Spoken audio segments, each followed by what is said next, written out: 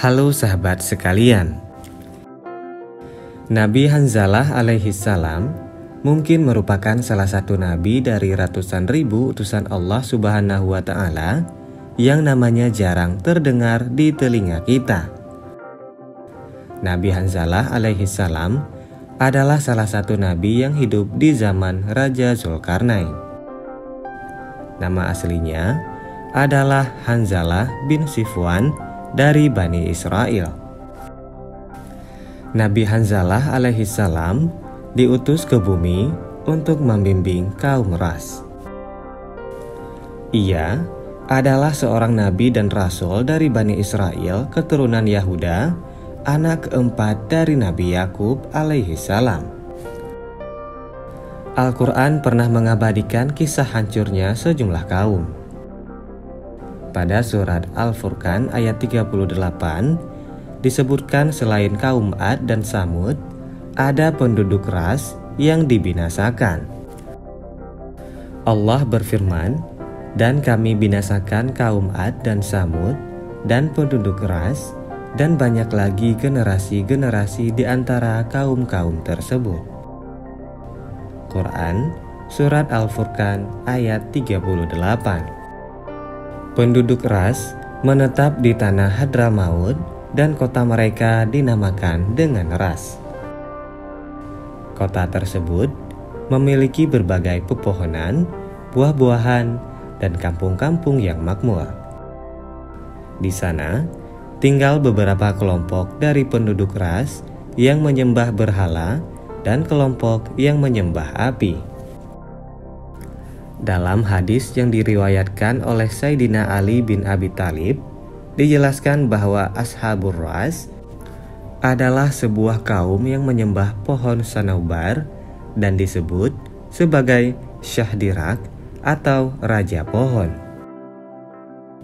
Yafid bin Nuh alaihi salam adalah yang pertama kali menanam pohon itu pasca badai topan yang menerpa. Yafid menyebar 12 bibit pohon sanaubar ke 12 desa di tepian sungai.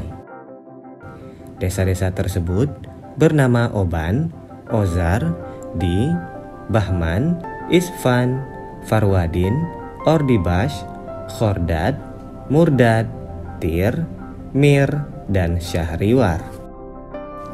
Nama-nama tersebut kemudian dijadikan nama-nama bulan dalam sistem penanggalan bangsa Ajami atau bangsa Persia.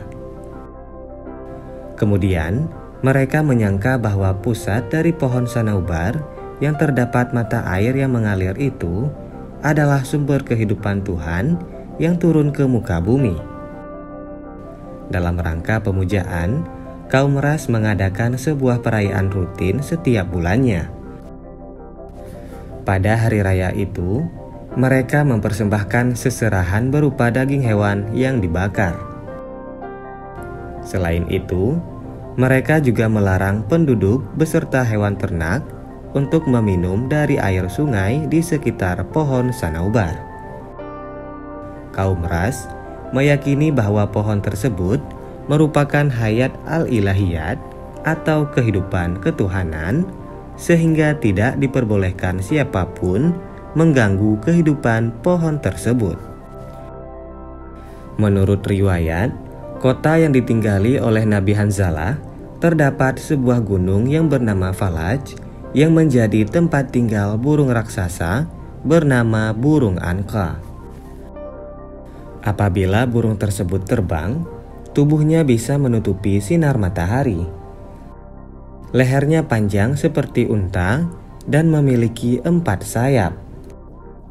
Burung ini suka membawa hewan-hewan berukuran besar seperti kuda, unta, dan gajah ke gunung tempat tinggalnya lalu memangsanya.